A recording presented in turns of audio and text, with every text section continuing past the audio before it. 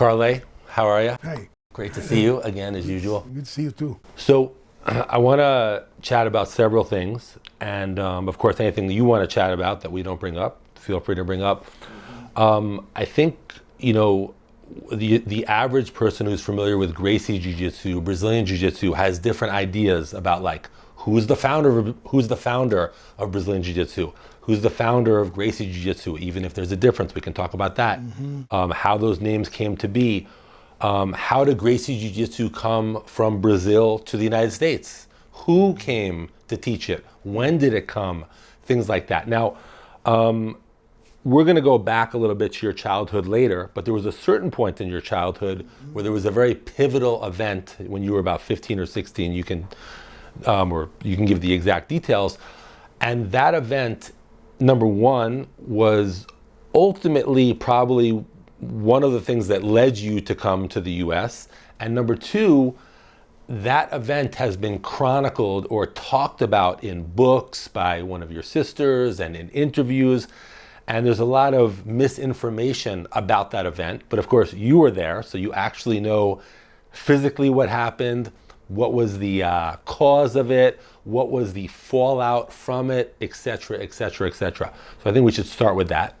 So your uncle, Helio Gracie, who's your father's younger brother, your father, Carlos Gracie correct. Sr., he's your father's younger brother, who at even around that time, you were learning jiu-jitsu from at some point. We'll get into the details of who you learned from and when, but you obviously were very familiar with each other. He was your uncle. You were learning some jiu-jitsu from him at a certain point. What caused that fight? What happened in that fight? And what was the result of that fight? It was my uncle. Yes. Okay. We were in a corral on the family farm in the mountains of Rio. This is in Teresópolis. This is in the city of Teresópolis, yeah. So what's happening there is my uncle and I was talking, and my nephew, my cousin Hardy was sitting in the fence. Horion was sitting in the corral. And somehow, I don't remember the reason why, what's happened, that my uncle got upset with something, and he called me stupid, like my horses, you know? I laughed too. The way he put it was kind of funny. The way he said it, I laughed too. But my Hardy was laughing, my uncle was laughing. And then out of the blue, you know, I told my Hardy, hey guy, you can't laugh, you know? I didn't expect him to stop. He stopped right there, put a break in it, to stop it sudden from laughing, you know? And I was very surprised of that too. But my uncle continued laughing, then he stopped, looked to his son, Horion, and said, are you afraid of Carley or something? Why you stop laughing? You know? And I told my uncle, no, it's okay. You know, he can do whatever he wants, but you can laugh too. You know, you and my uncle, I respect you. You know, consider this guy making fun of me now. I'll catch him later. You know, in the middle of the conversation, it was a joke. You know.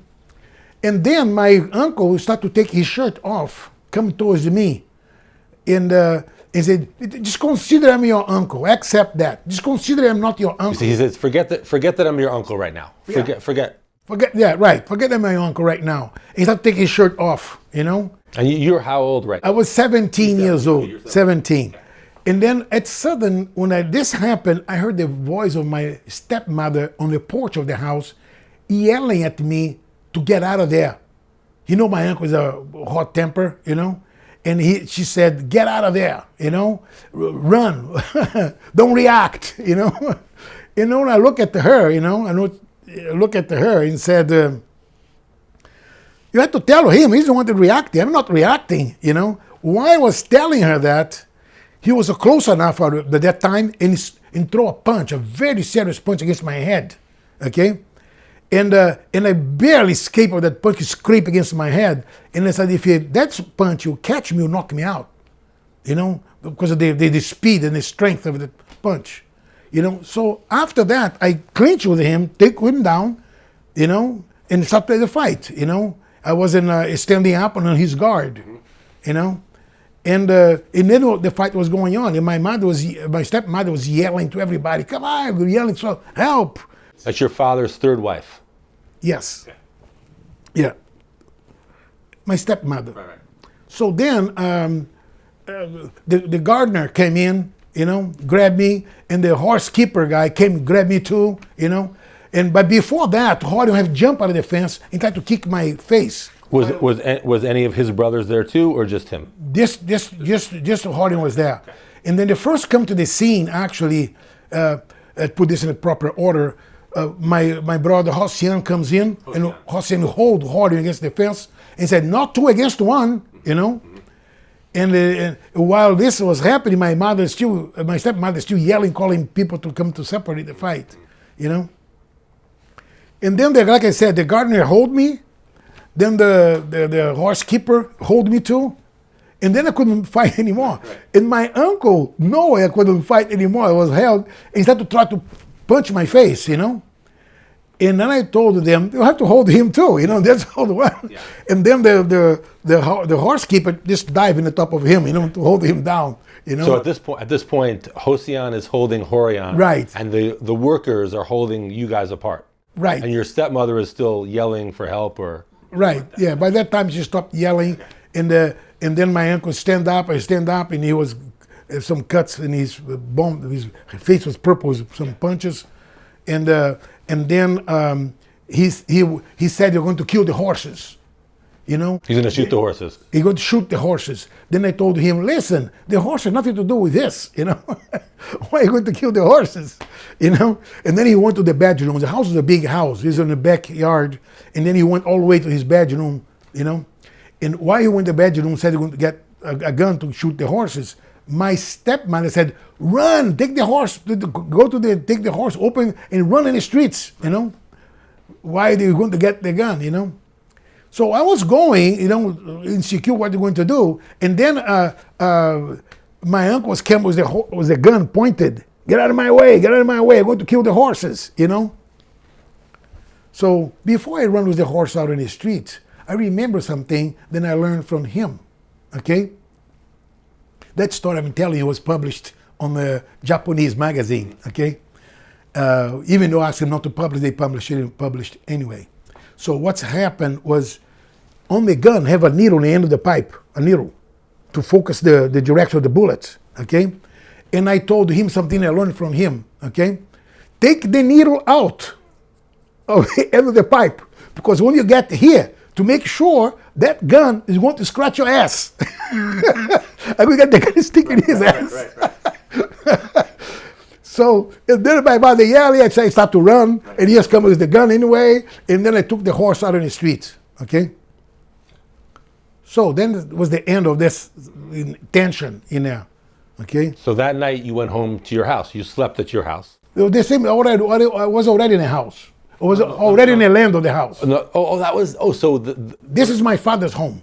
Oh, okay. So everything happened in my father's home. Right. So it was not Helio's home. It was your father's home. My father's home. Got it. Yeah. So your home. But the house was huge. Of 28 bedrooms. It's a huge place. Right. Like a hotel. Like so and he went to his car in there and pick up the gun and all this. And I said this to him, and he continued coming with the gun. Right. It was all bombed, and his face was hurt. But I didn't have another choice because he was fighting me back. I couldn't know how to stop him. I always felt I could have done more, but But anyway, I am run with the horse on the streets, okay? And then I took the horses to a friend of my house, okay? And then I came back to the house, and say sorry to him. Sorry, man, this happened between us, And then I called some other friends, old friends, family friends, They offer me, bring the horses to my house. Everybody asked to bring the horses to their house. When I told the story I'm telling you now, My major worry was my father. When my father came home, I thought my father would kick me out of the house, to beat up his own brother. And then when my father came, I was nervous about what he was going to say. My sisters, before that, was already putting pressure on me. Shame on you, man. You beat up your own uncle. It's a big shame on you, So my father came in, parked the car, and called me. Went behind the house in any corner, nobody walking. This is the same day or the next day? 3 days after. 3 days. So he was away somewhere. Yeah. He was away somewhere. But your uncle Helio did not sleep at that house. He had his own house. He left. No. His house was in Rio. Okay. But that house was a family house. Got it. So he stayed there sometimes. Yeah. And so when my father came in, he was a young guy, nervous. I don't know. The whole family was against me, even a stepmother. So he took you around the back of the house to talk one-on-one. 3 days later, but already you had 3 days of your sisters giving you a hard time. That's correct. So you were nervous. Maybe your father's going to agree with them too. That's right. Okay. That's right. Yeah. Then my father called me apart and started to talk to me. And first thing he asked is, I know what's happened. I heard what's happened. So did you say sorry to your uncle? Oh, yes. I said sorry to him. 2 eyes. Yeah, I said sorry to him for sure, And then he was quiet, thinking. He looked at me and thinking. I just wonder what's coming next. And then he said, you shouldn't. When he said you shouldn't, like I was in the dark, everything got bright again.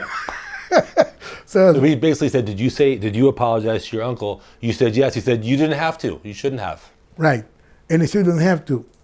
It said I feel much better immediately because somebody's on my side, And he said, look, your uncle could not fight with you in my house, or even fight with you to attack you, because he have to complain it to me. If somebody had to punish you, it's me, not him, in my house, So I'm glad that you came out okay with him in a fight, because otherwise, if you have lost, I would have to fight him.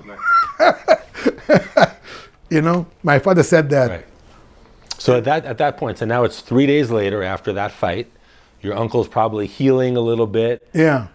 You feel good because your father had the conversation with you. That's correct. Why do you think at that point it didn't just fade away? Like of course, because it led to other issues, which we'll talk about. But why do you think after your father said, no, it's fine, Carley did the right thing, why do you think it didn't just fade away? Why did it build momentum and have more people upset and whatever else it led to? Yeah, there was a lot of people that likes my uncle that was against me after that. Even look at me angry in the streets, And my stepmother wasn't happy with me either. Even the employees of the house, they were cleaning the house inside, was looking at me serious, unhappy to see me, And I was feeling insecure, I still feel insecure. At that time, I have 17 years old. I was full of complexes, I don't know how to do it.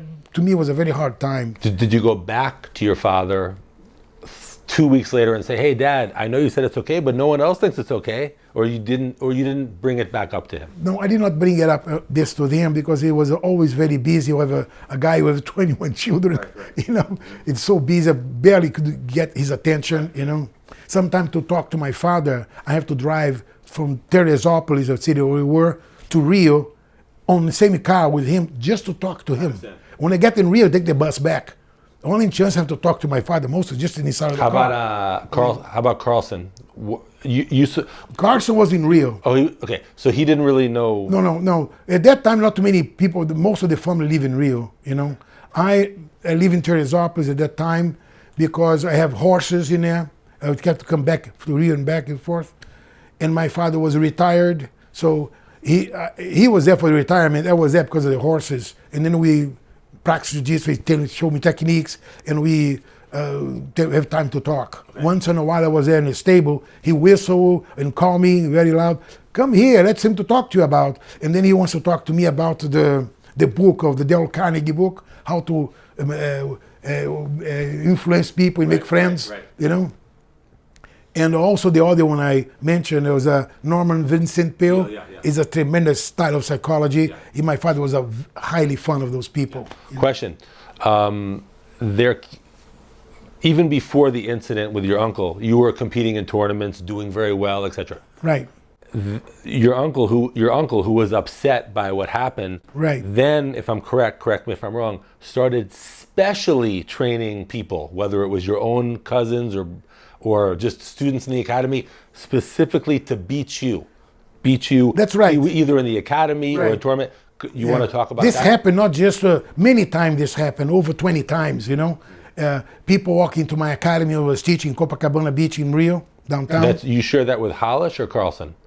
It was Carson and I had a school together. Okay, not Hollish. Not Roll. Roll was out, at that time. Roll was a very close brother of me. I was only 1 year older than he was, and I was behind in school. So I was going to same school with him, same classroom, and we walk back and forth, and we talk a lot, and this make us closer. We slept in the same bedroom, 2 beds in a bedroom, and he slept in one bed, slept in the other. So it's a member of the family that spend a lot of time with me, and we'll spar a lot with each other.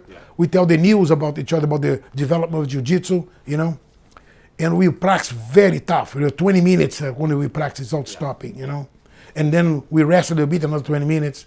So, but my uncle, he started to prepare a lot of people to beat me up after that. The favorite he has was his son, older son, Helio, which was 2 years younger than me. And he wants for sure to make that boy to beat me up. At that time, my uncle was the president of the Federation of Jiu-Jitsu in Rio de Janeiro, and he stopped promoting tournaments because he knew I wanted to win everybody. I was winning everybody. I was overpowering everybody, and he stopped promoting tournaments, And then one day one quick question. I know you said Hollish was 1 year younger than you. Yes. But he was very good. Very good. Was he competing in the tournaments too? Just a different weight class? Your weight competing too. A different weight class? Yes. Okay. So I was a heavier. So you were not in the same division? No. Okay. No. So he was winning whatever he was. Yeah. Okay. But he also couldn't overpower me. I could dominate him. Yeah. I don't feel like making him top or humiliate him. Yeah. But but I could if I want to. Right. He's my dear brother, so I don't want to show off on him. So. By the way, when your uncle was training people, was Carlson training you? Like Helio was training people to beat you, but was Carlson your primary teacher at that point? Carlson was training me, but not necessarily face to face. He teach a technique for his class, and I happened to be there. Okay, so you would attend a lot of his classes. When I start to practice with Carlson, I don't know if I'm jumping one conversation to the other, but some skinny guys in there was overpower me, arm lock me, choke me out, This is when you were like 14. Yeah, no, it was about, yeah. And then I went to the bathroom to cry because I was stronger than the guy. He couldn't beat the guy. I was so frustrated. So you're about 14 now? Yeah. Okay, so when you're about 14, 15, 16. You go to Carlson's Academy. Right. Your technique was not as high as his students. Yes. His little guys are beating you and you can't even understand. Right. And he himself didn't come to me and say, this is the way it worked. I see him explain it to another person, and I learned by people asking questions, and He was 11 years older than you. 11? Carlson was 11 years older than you? I think it was 18 years old. Okay. Yeah. He's the oldest in the family. Yeah, I know he's the first, yeah. Between him and I have 10 brothers, 10 brothers and sisters. So it was about 18 years. And I'm the middle of the family, number 11. Right. A family of 21 children. Okay. So going back to your uncle Helio is training people, especially his oldest son, Horian, to beat you, okay? One big incident that happened that I never could forget, is a guy walking my academy, an African Brazilian guy, tall, heavy, strong, compact, no stomach, And I walk in my academy, very intimidating look of the person, And then he stopped in front of the door of the academy, the ring, and he started to look at me, staring at me. And I come to him and said, do you need something? Then in the middle of my class, you need something? He was quiet, look at me. He stretched the arm, like he pointed the finger like this, without saying a word. And he said, may I help you? And then he lifted the finger again, pointed the arm to me, and said, I came here to fight you. I look at him, okay, soon as I finish the class here, we can resolve your problem, We'll deal with you, But after that, the student also heard what he said and become uncomfortable to teach the class. There was a big guy in the door in there, And in the shooting, the guy wants to beat me up. So, and then I told the student, excuse me, let's stop in here, okay? We start for about 5 minutes and we realized the guy standing there was uncomfortable. The guy already came in the academy with the gi, pants of the gi. How old are you roughly? I was about 20 years old, 20. And then I told the guy, let's everybody, the students, go everybody against the wall, sit down, and I would invite the guy to spar now. You guys can learn something from that, And the guy came in, to spar with me. Did he say what rules it was? It was Vale Tudo, Jiu-Jitsu? I think it was a Jiu-Jitsu, no punch. Jiu-Jitsu, only Jiu-Jitsu. Yeah, the guy put the gi, Jiu-Jitsu. At that time, when they take the gi off, it was Vale Tudo. We could use Jiu-Jitsu, but could use punch and kicks. We'll do whatever we want. Vale Tudo. Yeah, that's right. So, we start to spar, okay? I actually beat the guy 8 times in 5 minutes. Every time he taps, I tell him, look, let's try it again, because maybe, you better look next time. Yeah. And then we did it again, and make him tap again. Yeah. On the end of those tapping techniques, and we beat him up all the time, the guy start I can feel his moral shrink, completely. Yeah. And then I was mounting him. I told him, see, if he was a Vale Tudo, he would be dead now. Yeah. And I told him, what's happened, man? How come you come to my academy and challenge me like this to fight me, And then he said, excuse me, Master Gracie. They thought to call me Master Gracie. Yeah. Did he call me before? Yeah. I said, excuse me, Master Gracie. And then I let him get up, stand up. Your uncle trained me for 8 months to make sure I can come here and beat you up. Question, what do you think, since your uncle was training, for example, your cousin, Horian, what about your techniques of jiu-jitsu that you developed, made certain techniques more efficient, certain techniques were not created, but you discovered some techniques. How was your jiu-jitsu a little different than your Uncle Helio's, which ultimately got taught to Horian, who could not beat you, and even this guy who got trained for 8 months to beat you? Of course, maybe you were strong, maybe you were athletic, maybe you were in good shape. Of course, it helps. But what about your jiu-jitsu techniques was a little different? I have I could see where the guy was coming from, because I knew there was more technical than he was. I knew that. Mm-hmm. So every time he was fighting with me, he falls into intersection, different directions, okay? And I knew what he knew, and I knew what he didn't know. Mm-hmm. So it was easy for me, even though the guy is much stronger than I was, and a rough guy, but still was easy to dominate, Got it. And then the guy ended up becoming my friend after that.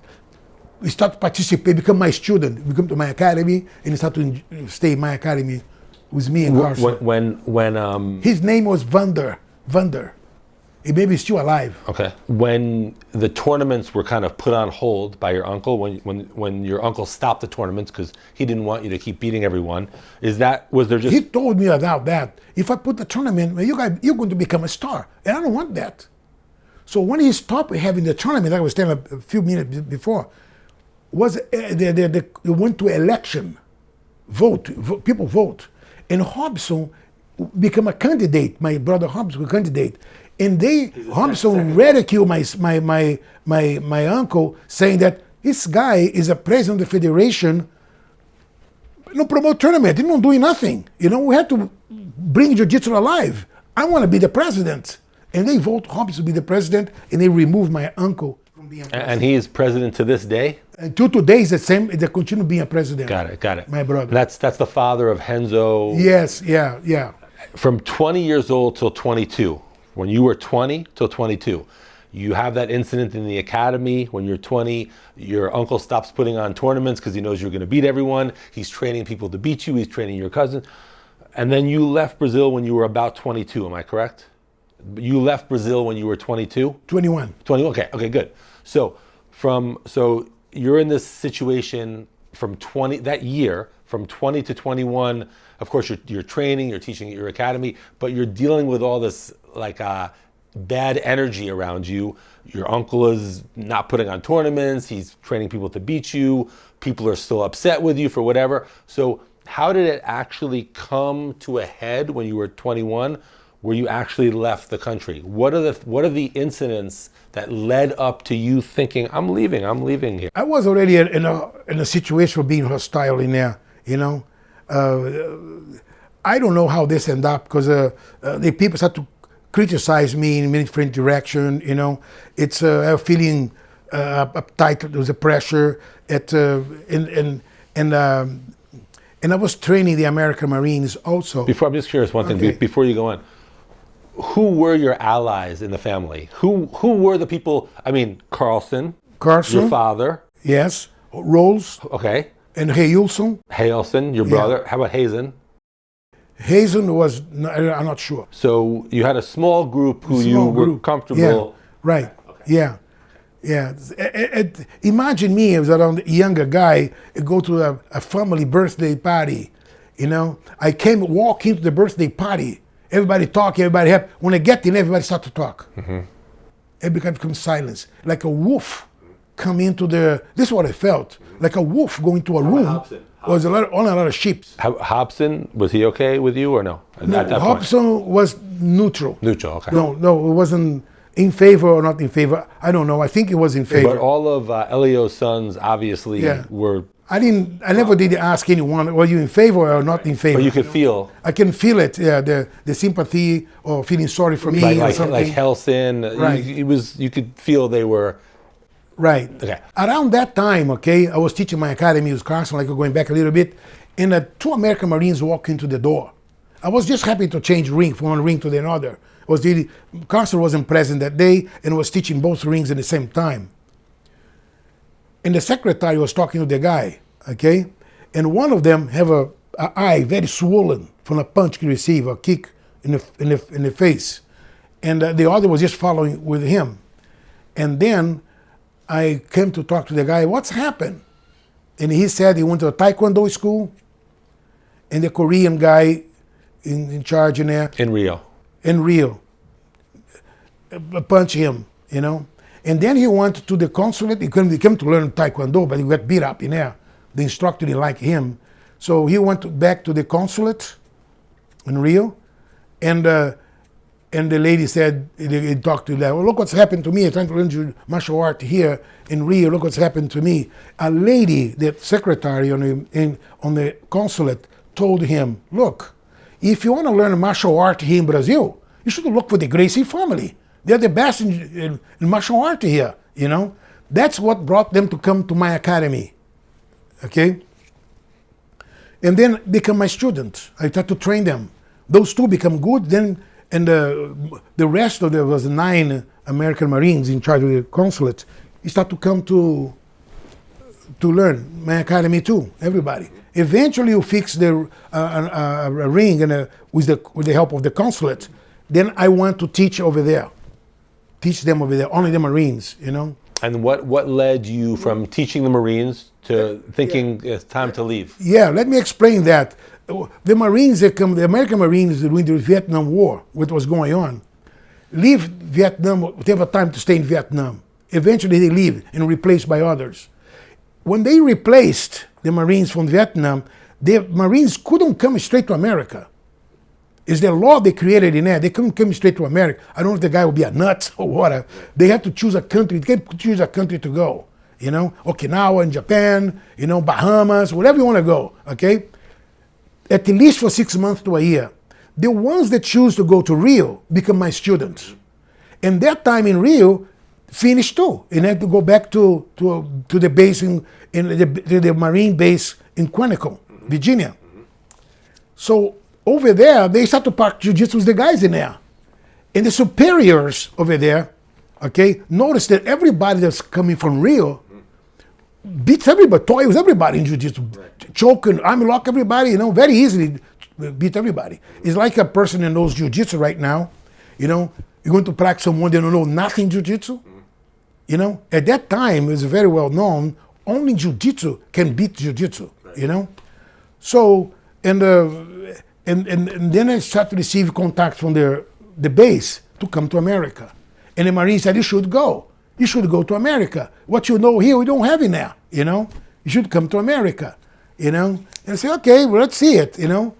And I never pursued the idea until they come to me in person and put pressure for me to come to America. I think you had mentioned once that the Marines saw how, I think maybe you said how your family was even treating you, and they told you, let's get out of here. Didn't they suggest to you, it's time to leave? Yes, yeah. Now, I will tell you what's happened. They already asking all the time for me to come, you know? And they, once my father comes to me, okay, my father started to get senile, I think, at that time. Yeah. And I was about 21, you know? And my father comes to me and said, listen, do you have to win all the time? Mm-hmm. This is a very big question for me. I look at him and said, what? What are you talking about? The 3 Marines was with me, listen that also. Yeah. Did you suggest, I told my father, do you suggest that I should lose sometimes? And they put their head down and walk away. Mm-hmm. And the Marine stopped me in the back. Man, your time here is finished. Interesting. So they felt that. Let's go. Okay. Get out. Right. You know? You don't have nobody here. They already knew that there was a tension already in the family. So now now you have the decision, I'm moving to United States. Right. Okay. So let's pause here. Before we get into the trip to United States, I want to go to a slightly different subject, and then we'll come back to you going to the United States. There is a lot of confusion about the founder of Brazilian Jiu-Jitsu. What was the role of your father, Carlos Gracie Sr.? What was the role of your uncle, Helio Gracie? So I'd like you to tell us, who was the founder of Brazilian Jiu-Jitsu? Who was the how did the name Brazilian Jiu-Jitsu come to be in relation to Gracie Jiu-Jitsu? What was the role of your father? What was the role of Helio, et cetera, et cetera? Because if you ask your average person, who is the founder of Brazilian Jiu-Jitsu, you're going to get many different answers. So can you clear that up? Yes. The founder of Brazilian Jiu-Jitsu is Carlos Gracie Sr. He was the founder. And then he taught his brothers. And then he started to fight all over Brazil with people, Taekwondo, martial art, Judo, Greco-Roman, you know, wrestling against him, and they are beating everybody, okay? And he trained his brothers to do that. Helio Gracie was a younger brother. He finished to raise that. He told me that he finished to raise Helio Gracie. And Helio Gracie became his assistant the entire his life. Assistant of my father. Until my father died, he was still assistant of my father. You know? They become united together, both of them, all lifelong. So this makes a explanation, you know, that my uncle was a guy that even wanted to punish the children. My father didn't punish the children. He told, look, you do this, you do, following orders of my father, even in family matters. How do you think? What's your opinion or your best guess why many people think incorrectly, apparently, that the founder of Brazilian Jiu-Jitsu is Helio Gracie? How did that thought get out to the public? The children's like Hicks and Howard and House, all those first ones, they didn't like that. You know, my father was the top boss in the family. Was the Pope of the Gracie family. That's the term they use in Brazil, the Pope of the Gracie family. Okay, the patriarch of the Gracie family. The children compete with my father's children. I was one of them competing.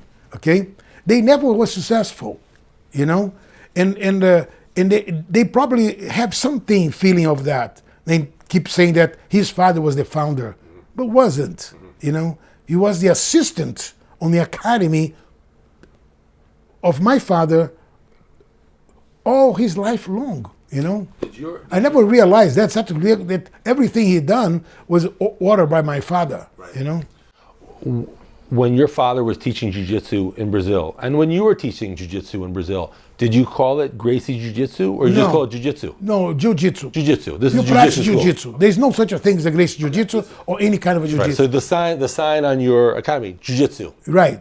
Yeah. Everybody says jiu-jitsu. Right. It was jiu-jitsu practiced by the Gracie family. When they say jiu-jitsu, they connect to the Gracie family in Brazil. Become very popular, almost like the Kennedy family in America. So your first stop in November of 71, November 1971, you come to America. Right. You are the first Gracie family member in the United States, I think. Am I correct? To teach jiu-jitsu.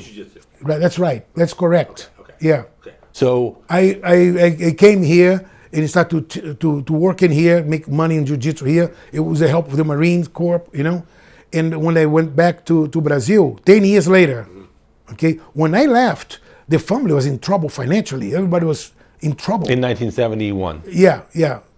And then I went to Brazil 10 years later, and I found the same situation still the same.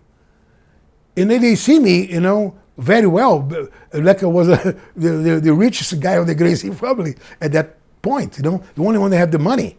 And I'm paying, I come to my house in there, I don't know if I should say that, but the big house my father had, my father was nobody paid electricity bill for 6 months. Mm-hmm. I had to pay because I was going to stay there too, right. Money for food, money for everything that was owing there. And then I started to promote, telling them, look, you guys should come to America. I cannot be coming here and pay everything for you guys. If they were teaching, even when you left, they still had jiu-jitsu academies, right? They were still teaching people who were paying tuition. Right. How did they fall on such hard financial times since they still had active schools? Jiu-jitsu wasn't very popular. I see. The instructor was starting to look for another profession. Mm-hmm. I was the best fighter of Brazil. It's too tight financially. Right. People telling me if jiu-jitsu was famous as soccer, you'll be the Pelé of jiu-jitsu. Right. Pelé was a great soccer player. Yeah. They people keep telling me that because they thought he was everybody. Right. So I don't know what to do. I thought about the Marines. I said, look, you're going to be well famous in America. Because don't have this in there. And I see you fighting here with all kind of martial art. You toys everybody. You're a unique kind of a person. You should come to America. So when you came to the United States, you were in a few different states before you came to California, but what were some of the initial experiences like? Like, for example, you get here, you see, YMCA, maybe I go. That's what I did. They have judo, whatever. Yeah. What are some of the interesting experiences you had when you first encountered other martial artists in the United States? Maybe they did judo or Kung Fu or Taekwondo. What kind of interactions did you have? I went to a few YMCAs, not just in California, everywhere. Yeah, before you even came, and especially in New York. Okay. And I spar with them. I know that everyone I spar was missing techniques.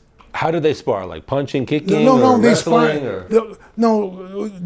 Punching and kicking was more on the left reel, going through Brazil, going through the Amazon, The martial arts school wants punch and kick. I did all in punch and kick with them. Right. All of them too. If you come to the clinch, I overpower them very, very easily. The guys in the YMCA in America, what were they doing? Judo or judo? Wrestling? Yeah, I got a lot of judo. Some karate too, but very weak karate, because the intensity in Brazil was much higher, So I found that they thought it was incredible, I was overpowering everybody. I have no difficulty to beat anyone. The focus of the Gracie Jiu-Jitsu, the Mecca, was around Rio, right in the beach of Copacabana Beach, Ipanema, Leblon, and that area there.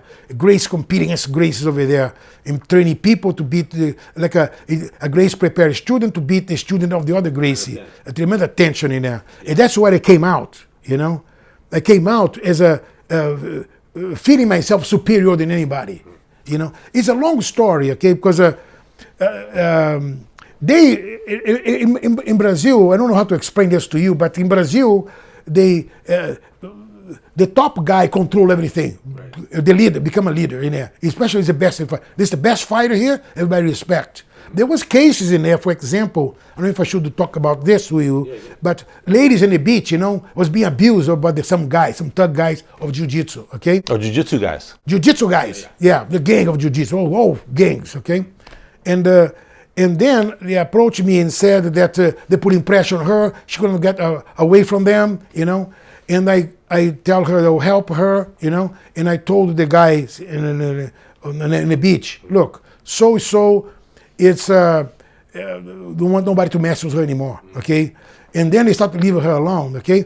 And it happened to 3 or 4 more women too that one talk to the other about, tell that Carley Gracie leave you alone,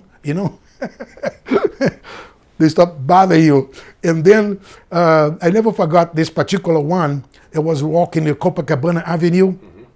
And she saw me there, and she grabbed my hand, okay, and put her knees on the floor, and started to kiss my hand, and say, thank you, shaking my hand to the people, because the people really left her alone. Right. And I find out she was adopted by a people that was almost 90 years old, and they couldn't do nothing to protect her. Right. And I felt like she needed protection, really. And I'm very glad that I could help her. That's a great story. Yeah. When it comes to UFC, I want to talk about the UFC. Okay. Your father had a promotion in Brazil. I think it was called Heroes of the Ring. Yeah, Hero of the Rings. Yeah. Hero of the Ring. Heroes of the Ring. Heroes of the Ring. Yeah. So that was the Vale Tudo rules. Right. Okay. So the UFC started in 1993 in the United States. UFC. Yeah. Okay. So way before that, obviously, your father had a promotion. Yeah. Now, the general story, but of course I want to hear the background and the inside story, but the general story of the UFC is that Helio Gracie had an idea to do this kind of fighting in the United States, and he got affiliated with whoever he had to, and it became the UFC, and then whatever happened since then. But can you tell from your perspective how the UFC came to be even before 1993? What was the foundation of those ideas? Yeah, I'll tell you. When I went to Brazil, right before I went to Brazil after 10 years here, I was fighting with a lot of people. People trying to get fighters to see if they can overpower. Bar fighters, martial arts fighters, jiu-jitsu fighters. At your academy in U.S.? Yes. Okay, so in other words, you're in California already? Yes. So you just want to... No, I was in Florida. Okay, Florida. The most tension was in Florida. Okay, so you are like, let's say 23, 24? Soon 22. So you're about 22. Yeah. You go to Florida, you start teaching in Florida, right. And people are saying, hey, let's bring a boxer, they're coming to challenge you. Yeah, I want everybody to bring everyone. Okay. And then I said, I started to teach in the name of is a Seminole Park in Seminole, near Tampa area.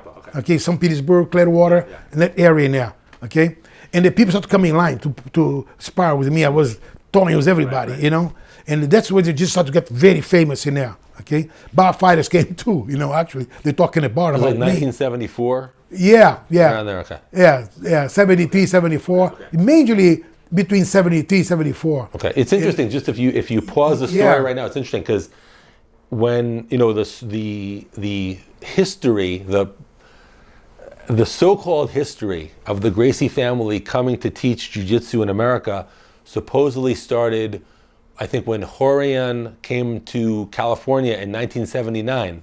And meanwhile, you're teaching and having challenge matches in the early 1970s in Florida. Yeah. And they also asked me, what kind of jiu-jitsu is yours, And I told them, my jiu-jitsu is jiu-jitsu, But the Danzaru jiu-jitsu, Kondokan jiu-jitsu, what jiu-jitsu is yours? The variety, the 11 type of jiu-jitsu, And I said, well, mine is just jiu-jitsu, practically based my family in Brazil. But if you had to put a name to make a difference, let's use the name Gracie Jiu Jitsu. So possibly the first time Gracie Jiu Jitsu name happened was possibly in Florida in the early 70s from you. Right. That's right. Yeah. We make a videotape to a film. Yeah. The situation went to court one time because Hardy tried to block the name Gracie Jiu Jitsu. But what I didn't like about it is when I was in Brazil, there were 10 years after, I went to visit them. I saw the problem with my ankle had been faded away, but didn't. Okay? And I told them, look, we have to we have opportunity in America. They like to see fights. The people like to see people compete, Like I said an example, it's 2 guys fight in the street. Everybody stop and start to look. Imagine if everybody want to look. You have to pay to look. Right. You know? So that's what I mean, that we should create a style of martial art competition, in America, for the people to see the effect of jiu-jitsu. Because everybody tried to challenge. So let's make our jiu-jitsu compete against other martial arts and make an event.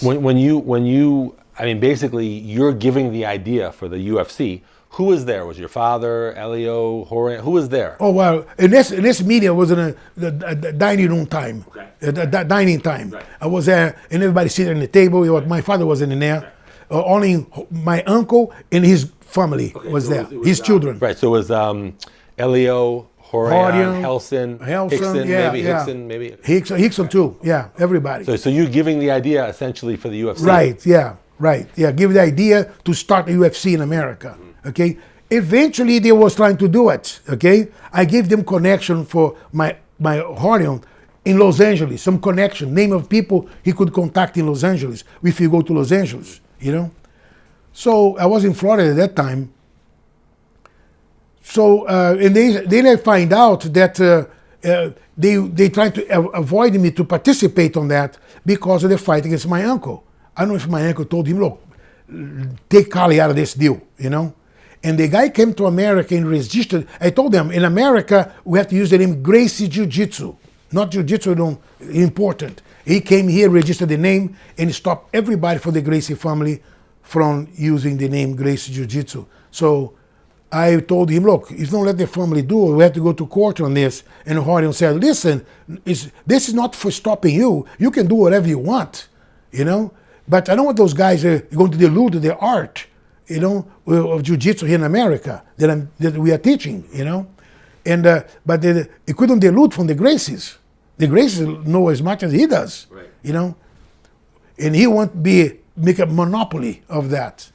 And then he said to the people also that told me, or you are with me, or you are against me. Mm-hmm. Say, well, if this is the case, man, I'm against you, you know. And then I went to a lawsuit against him to open the name, cancel the... That for Gracie Jiu Jitsu and Brazilian Jiu Jitsu, or just Gracie Jiu Jitsu? Only Gracie Jiu Jitsu. Okay. That's why I created, because the lawsuit takes 5 years. Mm-hmm. That's why I was created Brazilian Jiu Jitsu. Okay. Before not Brazilian Jiu Jitsu, only Gracie Jiu Jitsu. In 1993, when you saw UFC 1, yeah, were you thinking, I told them this idea 10 years ago? Yeah, I did. Before the UFC. I told them, I planned everything. I told them what it is, you know. When you did you tell Horian, hey, I told you, did you discuss that? You know the guy, the Johnny Carson, the night show? Yeah, of course. The guy found out about me here in California, okay? And he said, wow, man, imagine 100 guys like Carley Gracie, he'll take over the country, martial art. You know, right. We destroy everybody. Nobody can beat those guys, you know. Even Bruce Lee told Chuck Norris, there is a martial art in South America. If you come to here, we'll be in trouble, you know. How did Bruce Lee find out about it? I don't know. Yeah. I don't know how you find out. It just wasn't in the news, you know. He said to Chuck Norris that, you know. Now you were, by the way, back to you. By that time, I was already here in America. I told the guys, and I was working in health spa. I said somebody had to tell Bruce Lee and Chuck Norris that the martial art, this powerful martial art, is coming from South America. Is not coming. It's already here. It's already here. If I'm not mistaken, tell me if I'm correct. Right before the UFC 1, there was like a rules meeting. A few days before, they had like an organization meeting, a rules meeting in Denver. I think in Denver. Yeah. You went to it though. Yes. So what happened in that Denver, day? Colorado. I was there because I went there to be able to talk to my uncle to make sure that my brother Heilson could use the name Heilson Gracie Jiu Jitsu. Okay, so in other words, so you showed up at the UFC 1 rules meeting, not because of UFC 1, you just knew that's where your uncle would be. You wanted to say, hey, my brother Heilson, I want to make sure he can use the name Heilson Gracie Jiu Jitsu. Yeah. Got it. And so what did he say? What did Helio say? He didn't want to talk to me about this. He said, we're busy with the UFC. No, he said, I don't want to answer you that, you know. It was, and my father, he said, your father is gone already. He's gone, you know. He's still alive, but he's not, mentally he's gone. Right. Mentally he's gone, he's like dead, you know. And that's why they was doing that too. And my uncle became another person, you know. not when my father was alive, he was a very loving man. Yeah. When my father was out of the commission, he became whoever he really is. Okay, so now you're that was nice of you to ask for your brother, but I guess you couldn't get an answer. I'm saying it was. I went there for my brother. It was nice of you to ask for Hailson, but you probably called him and say, hey, I can't get an answer. Yeah. So he just. And Hailson too, I tried to call him to come with me. Nobody wants to come with me, right. And I have to come along, going along with my attorney. Okay. So you went to UFC 1. Right. You try to have the conversation with your uncle. He says, no, I don't want to discuss that. Right. But now you're still in Denver. Everyone is there, Horian. Right. Did you get involved somehow? Yeah, I was. They were doing a seminar before the tournament. Oh, the seminar before. Okay. I was here to sit in a seminar. You did not participate. You watched. Just watch. Okay. Yeah. He and my friend. So over there in the seminar was the police chief of Rio, and the security and some other people there.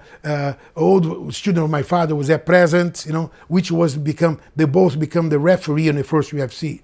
Yeah, I remember that guy. Yeah. It was João Alberto Barreto. He also refereed Hickson versus Zulu, did he?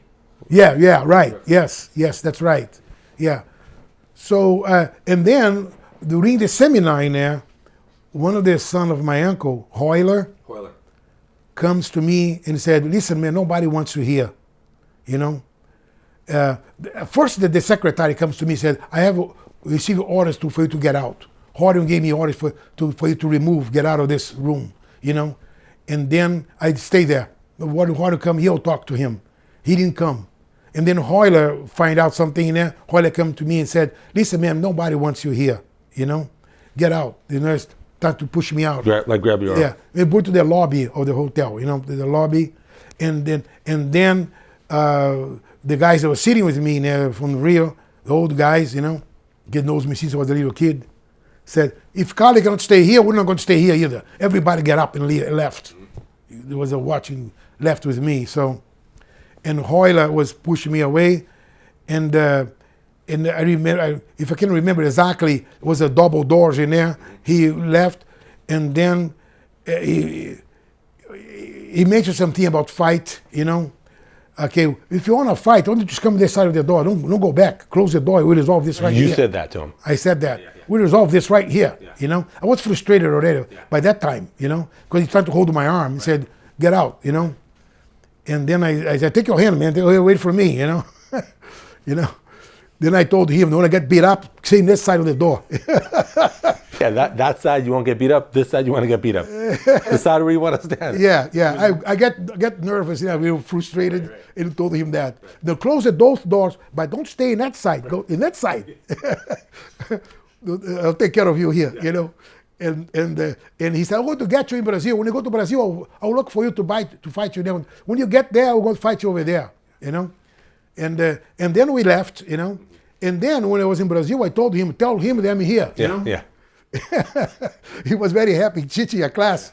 When somebody came to him, so Carley asked you to tell you that he's here now.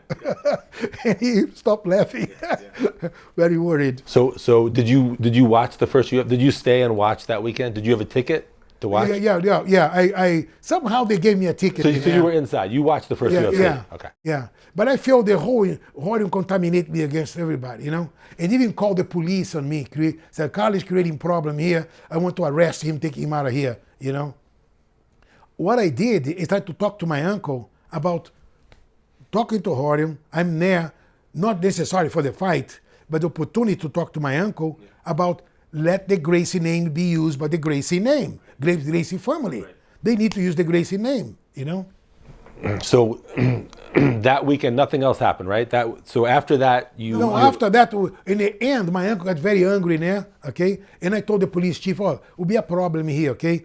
My uncle wants to have a meeting with me. I want you guys to be present in the meeting. Oh, so your uncle wanted after the fight, after the UFC won, yes. The next day. Yes. Your uncle says, hey, Carley, I want to talk to you. Right.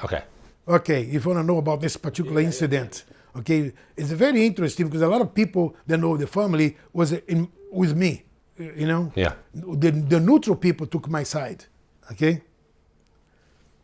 So the day after, we have a meeting in the lobby of the hotel. Lobby of the hotel in Denver. And my friend, he couldn't speak English, my attorney. So one of them was a translator for what's happening between my uncle and I, okay? And my uncle told the guys I invited to go to the meeting not to come to the meeting. And my uncle said to me, look, my uncle have a special idea. He want to beat up somebody. You know, he's a very tough guy, you know? Yeah. And he said, now, Carley, you have to fight somebody here. You know, you have to fight somebody before you go, right here in the lobby. You know, you already prepared the hotel, will be a fight in the lobby. You know, I don't know how they manage that. And then he said, you're going to fight somebody. He could make a shortcut for everything, you know. And I said, okay, do you want me to beat the shit out of one of your sons? Okay, bring a Helio in here. I told him that. The guy that was translating was very surprised the way I said, because he knows a lot of people against me, you know. When you said that to Helio, was he a little surprised, or he's like, no problem, I'll get Helio. Where's Helio? No, bring Helio in here, you know. Bring Helio, call Helio to come here, you know. And the Helio came, and my uncle told him, look, Carley said he'll fight you. Like it was his own idea to do this to me, you know. Carley said he'll fight you right now, here, you know. And then he said, no, we just want to resolve anything, you know. Father. So Jorge said, the fighting is not going to solve anything. So Yeah, right. Then I told him, see, you think you don't have chicken in your family? And then my uncle was very angry to me, you know, cursing me name after I said that. Started cursing a lot of names, you know. And at that time, it was also Hoyler, Royce, everybody sitting down, Hulk, the whole brothers were standing there, a certain distance, standing up, ready for the order to attack me, you know. Right. And then Hoyler... Hickson and Helson are not there? No, Hickson was out of everybody. Hickson never showed up. And Helson wasn't wasn't in there either. Okay. Yeah, Helson wasn't in there either. Only show up Helio. Carlson was there that weekend? Wasn't in there, no. Not in there either. Didn't go in there. But he was there the day before? No, was not. Okay. Carlson was in Brazil. Didn't show up. So, and then I told my uncle, I would like to see this if all my brothers was here too. I'm alone against all your children. Yeah. You know, if my brothers was all here, you would still think the same way. Yeah. You probably would get your ass kicked also. Yeah. You know, and he started to curse a lot of names to me. You know, he talked to me, like, sprinkling my face. So angry he was. You know, and then Helio, when Helio came and said they don't want to fight. They don't want to fight me. They don't want to resolve anything. You know, and I told him that. See, look at that. You know, I always beat Helio. Yeah. You know, he prepared Helio 8 times to beat me. You know, and all the 8 times he lost badly, all of them. You know, he couldn't revenge on me. There had no way to do it, right. Because he couldn't find nobody could overpower me. You know. And my father kept telling him, try it again next time. My father didn't sit and say, oh, don't give up. Keep looking, you know. Maybe someday, who knows? So now that UFC one, that weekend ends, right? Yeah. And then what's happening there too is Royce said something I never forgot. Hey, Daddy, release the chain of my neck. Yeah. There's no chain in his neck. Just release the chain of my neck. I'll attack Carley right now. Yeah. You know. And Helio said to him. Yeah. He said, yeah. No. And my uncle did not answer him. Didn't respond. You know. But Royce was there, acting like he can fight. You know. So then UFC 2, did you go to UFC 2 also? No, I didn't. So just UFC 1. Yeah, but just want to let you know, okay? Everything you can tell, you can show him, show everybody. Yeah. But this is true, okay? Yeah. So the next day, okay? So that's 2 days after the event, still in Denver. Okay. Yeah, everybody eating in a restaurant. You know? In the hotel. In the hotel. And then I was walking the restaurant, walking there alone, you know? And then the police, they called the police to arrest me. Okay, there's some reason the police to take me out. You know? And then I saw Royce in there eating with his girlfriend. Was eating. The day after he said, please let me go so I can. Yeah, after he said, let me go here, you know, the day after. Yeah. And then I went in there and saw Royce eating. I saw him going to his table. Yeah. And then I told him, he was eating with his girlfriend. And he said, hey, man, I told him, I come to his table, start to look at him very close to the table, you know, like an inspector. Yeah. Do you know something? I realized he knew I was there, but he want to put his head up to see me. Oh, so he kept looking. And everybody was behind him, lots of tables. Yeah. Everybody was looking at me, like we're going to have a fight at that moment. You're going to split a fight anytime, you know. And nobody did anything but just look, surprised what's going to happen. And then the microphone in the hotel was, a friend of mine was calling me, Carley Gracie, the hotel was saying, Carley, come to the lobby, please, come to the lobby. And I was standing there, look at Royce, you know. I was able to tell him, man, what about, you chain steel in your neck, or can we resolve the problem, you know? And then they keep calling me all the time for me to go there, you know. And then when I went in there, see what they wanted out of me, and then I came back to the table and there was a fork with food on it. I didn't eat it. Everything was up, he ran. He left. Everybody was out. Everybody was looking at me and they knew he's left. After I left, he got up and left also, you know. Like you don't want to be caught alone with me, you know. Right. So when you're back in, when you eventually came to San Francisco, at Academy in San Francisco, they had what was known as the Gracie Challenge. Of course, it was popular in Los Angeles and other places. Of course, you had a school called, Gracie Jiu Jitsu. Yeah. So how often did people come say, I'm here to take the Gracie Challenge? Right. Happened in my academy too. How often did that happen? Well, it happened a few times. I don't know how many times, but maybe 15 times. About 15 times. You know, because it wasn't publicized that. Okay. And the bar fighters come in there, or the martial arts come in there too. But always come with 5 or 6 or some 10 people come with them, you know. So in group. Do you have any particularly memorable ones where you're in San Francisco, someone says, I'm here for the Gracie Challenge? Yeah, I practice all of them. I spot feeling sorry for them. Yeah. You don't know what jiu-jitsu is, maybe you're in trouble. You know, I took them out, choke them out. You know, Toy was the guy, you know. Do they become your students then? No, they didn't. Not those guys. They get very left humiliated. Okay. But I'm not trying to humiliate anybody. Right. But there was when I was leaving the academy, was 5 people trying to get in to fight. 5. So you were by yourself at that point? No, it was me and my 2 other guys. Okay. About to leave the academy. Right. And the guys wants to challenge at that moment. Okay. I told the guys, okay, you really want to do it? Okay, come in. And I told the other friend of mine, lock the door, nobody can get out. Yeah. And the guy that wanted to fight me started to cry, you know. I want to get out of here. Before he knew. Before the fight starts. Yeah. So come here, come to the ring here. And they lock the door, you know. And the guy locked the door. And the guy started to cry, I want to get out of here, you know. And then we opened the door, he all left. I never forgot. I thought it was funny because, No, he had the feeling, he could see. Yeah. When you look at jiu-jitsu these days, it's 2023. You look on, videos of current jiu-jitsu tournaments. What has been lost from your era when you were competing and the jiu-jitsu now? What elements of jiu-jitsu has been lost? What do you wish you would still see, or what can improve with the current jiu-jitsu? Look, what I noticed here, especially in UFC fighting, details, important details. The guy become a fighter for the UFC, but know very little about fighting. They were left for the money, you know? Yeah. But they don't know what to do. They get beat up badly. I see people, they're being mounted. They can't get out of the mount. They don't know the technique to get out from the mounting position, and they get beat up badly, lose the fight.